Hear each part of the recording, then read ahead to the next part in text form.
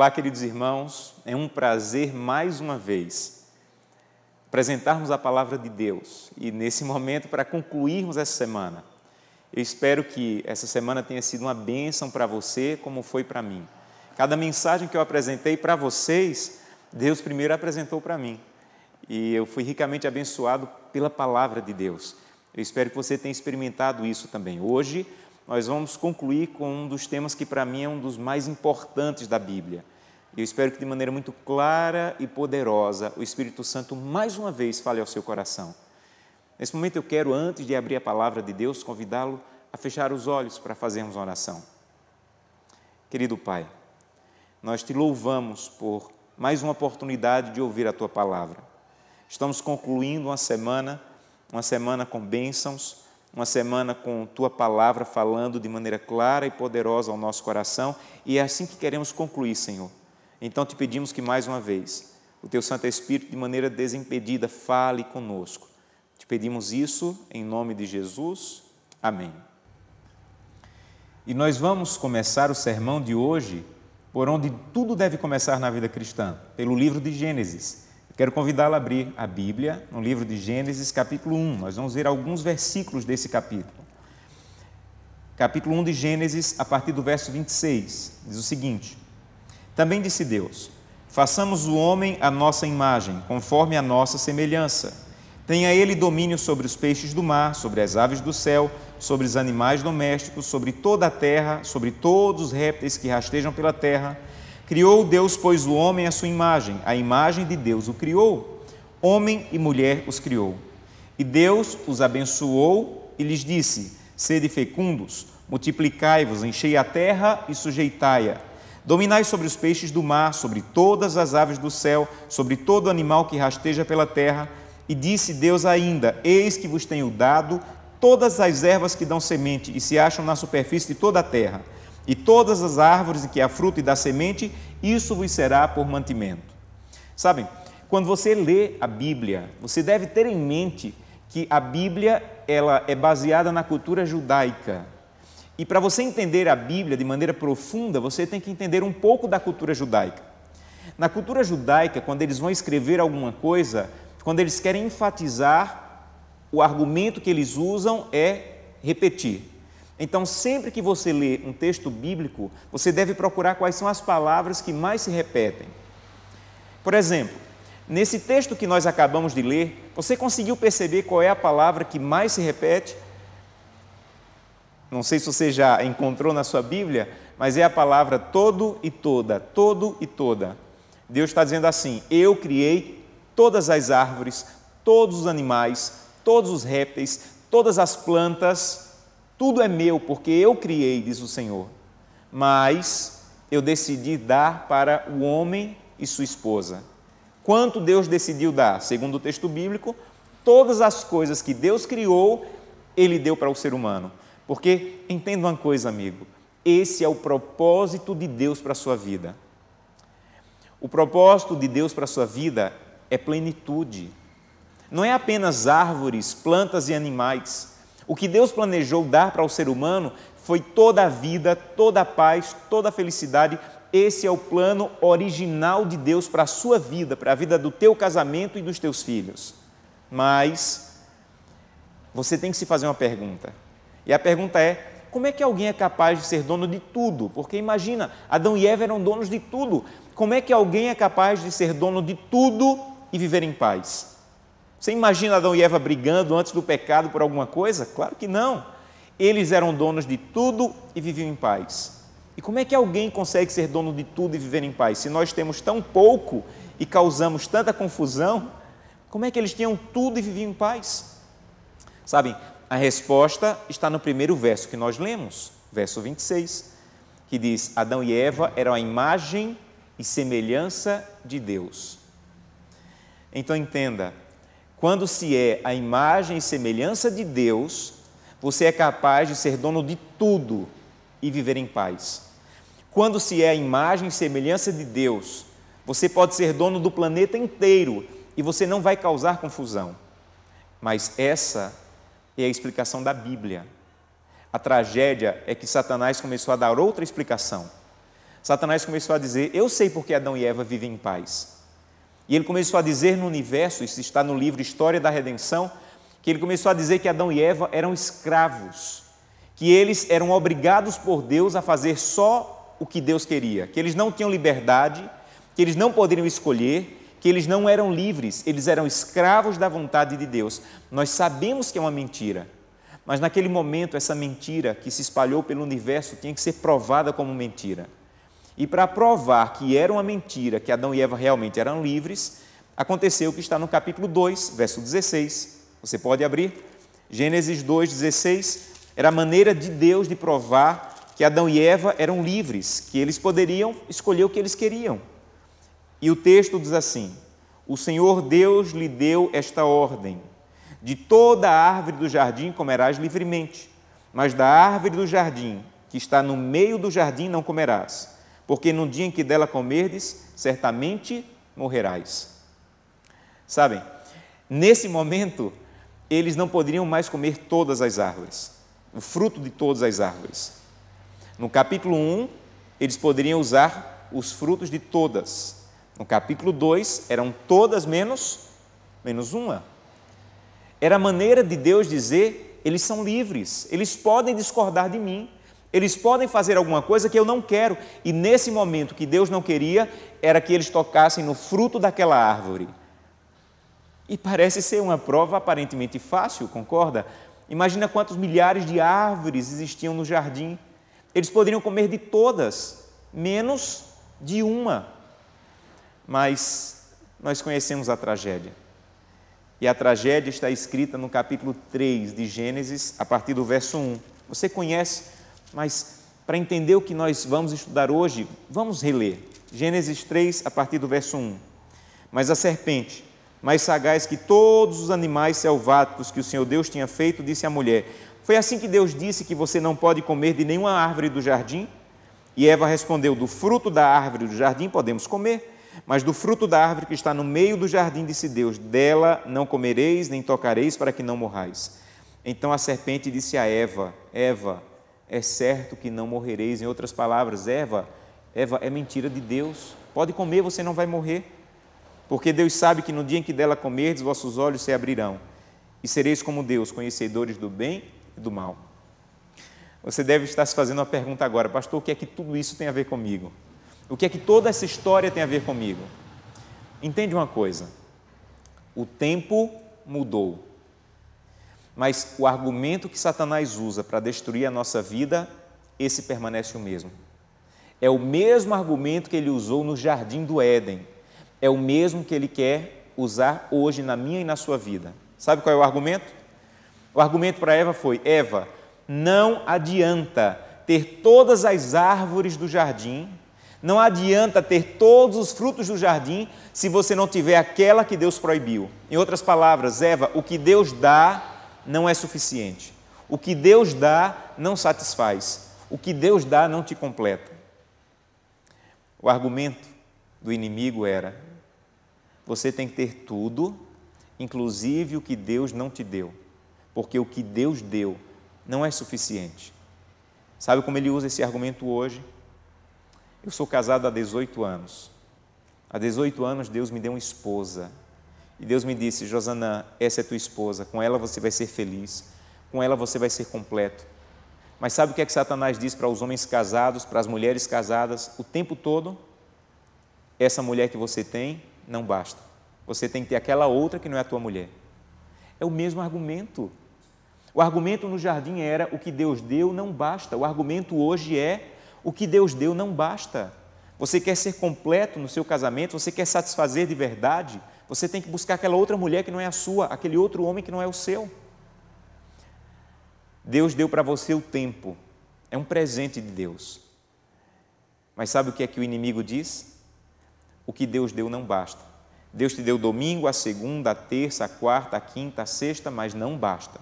Você tem que ir para a faculdade fazer a prova no sábado, senão você não conclui a faculdade. Vejam, o argumento é o mesmo. O que Deus deu não basta. Não adianta ter 6 dias, você tem que ter os 7. Deus deu para você os recursos. E tem uma parte dos recursos que Deus diz: não toque. a Bíblia chama de dízimos e ofertas. E sabe qual é o argumento do inimigo? Não adianta ter só uma parte, você tem que ter tudo, você tem que gastar tudo, você tem que dominar sobre tudo. O que Deus deu não basta. Você tem que gastar tudo, dominar sobre tudo e usar tudo. É o mesmo argumento. E sabem, ainda no livro História da Redenção, diz que o plano original do inimigo era: eu vou tentar Adão e Eva, e se eles caírem, agora eu estou feito, pensou o inimigo, porque Deus não vai ter saída. Ou Deus vai destruir Adão e Eva, e eu vou dizer: está vendo como eu falei que Deus é injusto? Ou Deus vai deixar para lá o erro deles, e eu vou dizer: se vai deixar para lá o erro deles, tem que deixar para lá o meu também. Para o inimigo, Deus não tinha saída. Ou iria destruir, ou iria deixar para lá. O que ele não conhecia era a graça de Deus. A graça de Deus que diz, em Gênesis 3:21, que Deus ofereceu o cordeiro para substituir o casal. E a morte que eles mereciam, Deus assumiu. Você quer entender o plano da salvação? Você tem que entender 3 coisas. Primeiro, você é pecador. O teu pecado levou Jesus Cristo à cruz do Calvário. Os erros, as escolhas erradas, escolher o que Deus disse que nós não deveríamos escolher, nos levou ao pecado. Mas você tem que entender uma segunda coisa: Jesus Cristo veio à cruz do Calvário morrer por você. Terceira coisa, esse Jesus que veio vai voltar e vai nos levar de volta para o céu para sermos donos de tudo de novo. Então entende bem, Gênesis 1 e 2 não é a história de Adão e Eva apenas. Gênesis 1 e 2 é a história da sua família. Amigo, Jesus Cristo vai voltar a essa terra pelo que Ele fez na cruz do Calvário e vai nos devolver tudo que o pecado nos tirou. Toda a vida, toda a paz, todas as plantas, todas as árvores, todos os animais, tudo vai ser seu e da sua família no céu. Eu poderia perguntar agora: quantos querem dizer: Senhor, eu aceito a tua oferta e eu quero voltar para o céu e quero ser dono de tudo de novo? Quantos querem pedir isso? Eu sei que você quer, mas aqui está o ponto da mensagem dessa manhã. Sabem, Deus, Ele quer te levar para ser dono de tudo, mas se você voltar para o céu para ser dono de tudo, com o egoísmo que ainda temos no coração, nós vamos causar o maior problema no céu. Eu costumo brincar e dizer que se você voltar para o céu hoje com o coração egoísta e Deus dizer: seja bem-vindo, se Deus te disser assim: seja bem-vindo e receba tudo, quando você olhar a rua de ouro, você vai procurar uma picareta, tentar arrancar o ouro, botar num saco e procurar onde vender. Porque é isso que um coração egoísta faz. Quando o anjo disser assim: seja bem-vindo, está aqui a sua harpa de ouro, um coração egoísta vai dizer assim: não quero essa não, quero a do meu vizinho que está mais afinada. Você entende? Um coração egoísta não pode ser dono de tudo, e nós somos egoístas, e quanto mais cedo admitirmos isso, melhor.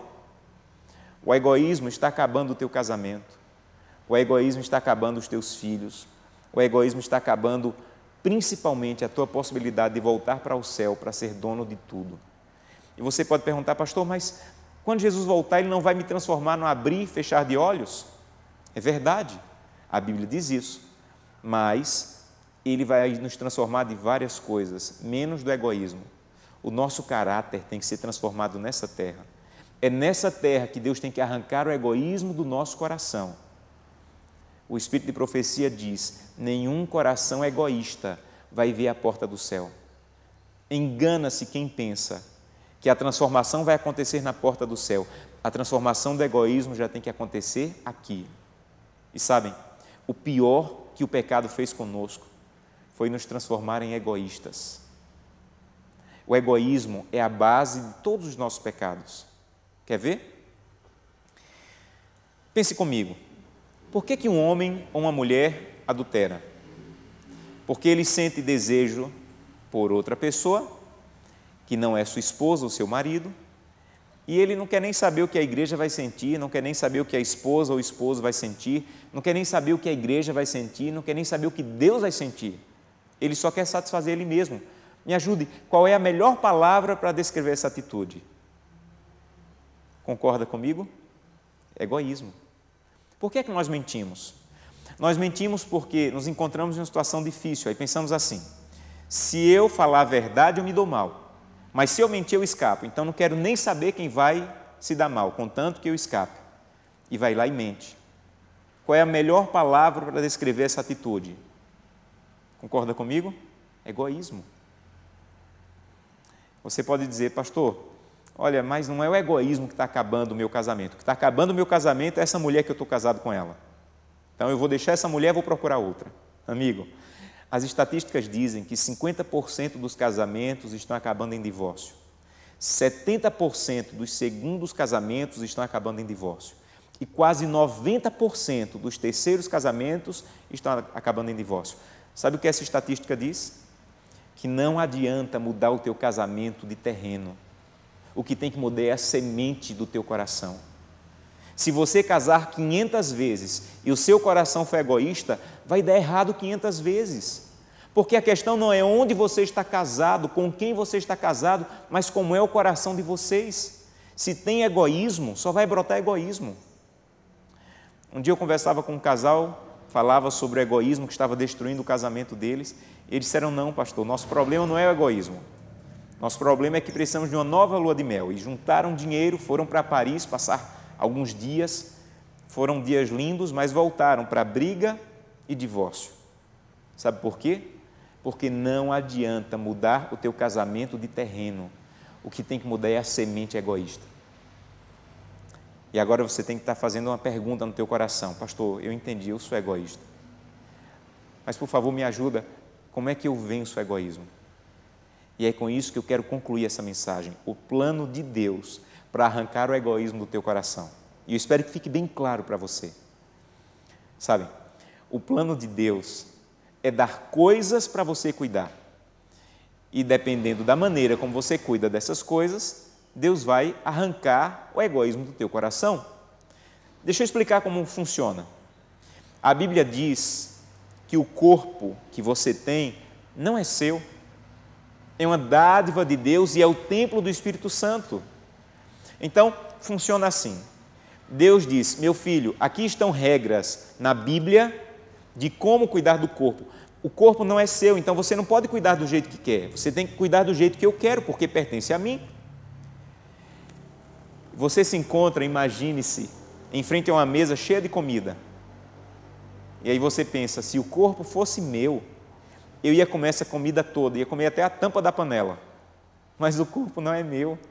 Eu não posso comer do jeito que eu quero, eu tenho que comer do jeito que agrada a Deus. Sabe, quando você decide comer do jeito que agrada a Deus, não tem a ver com engordar ou emagrecer, ter ou não ter essa doença. Tem a ver principalmente com Deus arrancar o egoísmo do seu coração, porque você não está fazendo do jeito que você quer, e sim fazendo do jeito que Deus quer. Todos os dias eu faço atividade física, todos os dias. Todos os dias eu saio para correr, para caminhar, mas eu não faço isso porque eu quero emagrecer ou não quero ter tais doenças. Sabe por que eu faço isso? Principalmente porque eu quero glorificar a Deus através do meu corpo. Se o corpo fosse meu, gente, eu não ia fazer caminhada, eu ia ficar dormindo, porque eu gosto de dormir, não de caminhar. Mas sabe por que eu faço caminhada? Porque eu descobri que o dono do meu corpo gosta. E cada vez que eu faço caminhada, cada vez que eu cuido do meu corpo, cada vez que eu me alimento como Deus quer, Deus está arrancando o egoísmo do meu coração. Quer ver um outro exemplo? O tempo não é seu. Então você não pode usar como quer. Você tem que usar do jeito que Deus quer. Então, quando você decide o seguinte: hoje à noite eu vou voltar para casa e eu vou passar a noite inteira assistindo séries e filmes. É isso que eu vou fazer com o meu tempo. Mas quando você pensa assim: o tempo não é meu, então eu não posso usar do jeito que eu quero. Eu vou usar do jeito que Deus quer. Sabe o que está acontecendo? Deus está arrancando o egoísmo do seu coração.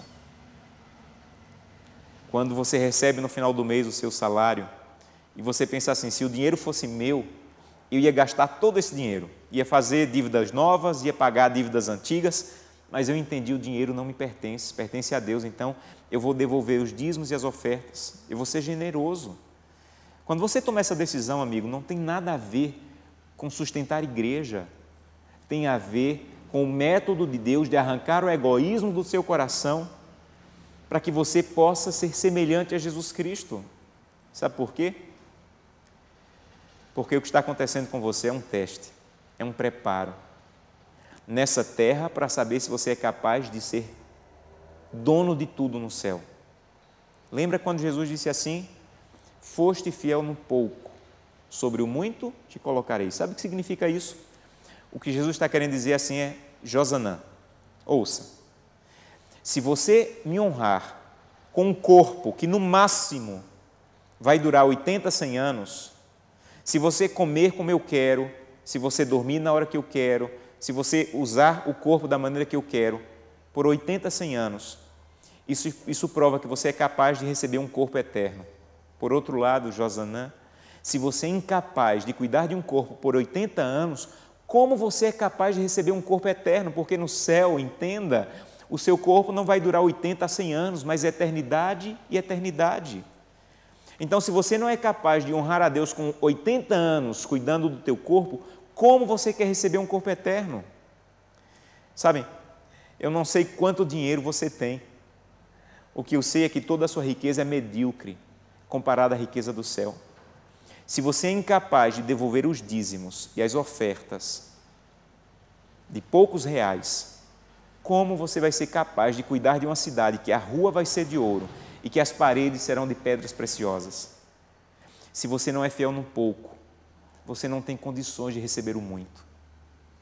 Sabem, se você, que tem um dia de 24 horas, diz que não dá tempo ler a Bíblia, não dá tempo orar, não dá tempo fazer o culto com sua família, como, em nome de Jesus eu te pergunto, como você será capaz de cuidar da eternidade? Porque na eternidade, nós não vamos cuidar de um dia de 24 horas, mas nós vamos cuidar de uma eternidade inteira.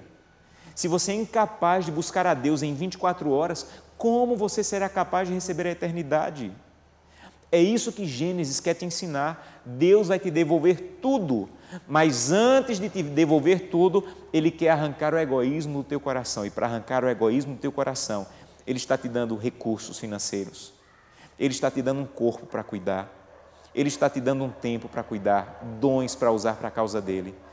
E, dependendo da maneira como você usa essas coisas, Ele vai arrancar o egoísmo do seu coração e você vai ouvir: sejam bem-vindos para possuir a eternidade, porque você foi fiel no pouco e é capaz de cuidar do muito.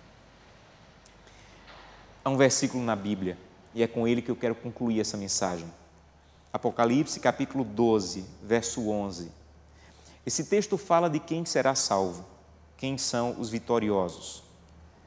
E diz o seguinte: os vitoriosos são os que venceram por causa do sangue do Cordeiro e por causa da palavra do seu testemunho, que deram, mesmo diante da morte, não amaram a sua própria vida. Sabe quem vai ser salvo segundo Apocalipse 12? Os salvos terão duas características, amigos. Primeiro, lavaram suas vestes sujas do pecado no sangue do Cordeiro. Segundo, pararam de amar a própria vida. Sabe qual é o nosso problema, a nossa tragédia? É que nós amamos muito a nossa própria vida. Nós amamos comer o que nós gostamos, acordar na hora que gostamos, fazer o culto quando nos agrada, devolver o dízimo e a oferta quando é conveniente. Os salvos, segundo Apocalipse 12, são os que amaram a vida que Deus tinha para eles e não sua própria vida. Então eu quero concluir fazendo um convite a você, um apelo a você.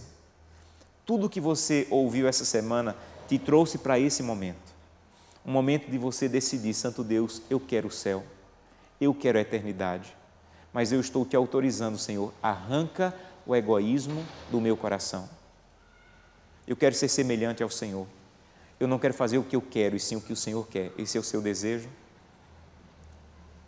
E se você tiver esse desejo muito claro em seu coração, Ele vai restaurar não apenas a sua possibilidade de voltar para o céu, mas o seu casamento, os seus filhos e a tua vida. Se esse é o seu desejo, eu gostaria de convidá-lo, onde você está, a colocar-se em pé. Onde você está, coloque-se em pé. Eu quero orar por você. Eu quero pedir que essa decisão que você está tomando agora, no final dessa semana, você possa levá-la até a porta do céu, quando o egoísmo vai ser arrancado completamente do seu coração e você vai receber a eternidade. Coloque-se em pé. Amém. Eu quero orar por você. Feche os seus olhos e vamos falar com Deus. Querido Pai, nós terminamos uma semana abençoada, mas a semana vai ficar para trás. O que importa é o que vai acontecer com a nossa vida de aqui por diante. Que a decisão que tomamos hoje, de permitir que o Senhor arranque o egoísmo do nosso coração, que possamos levar essa decisão até a porta do céu. Nos perdoa, Santo Deus, por tantas vezes que usamos o nosso corpo do jeito que nos agrada, usamos o nosso dinheiro, o nosso tempo do jeito que nos agrada. Mas hoje nós queremos pedir a Tua ajuda e começar a fazer do jeito que agrada ao Senhor.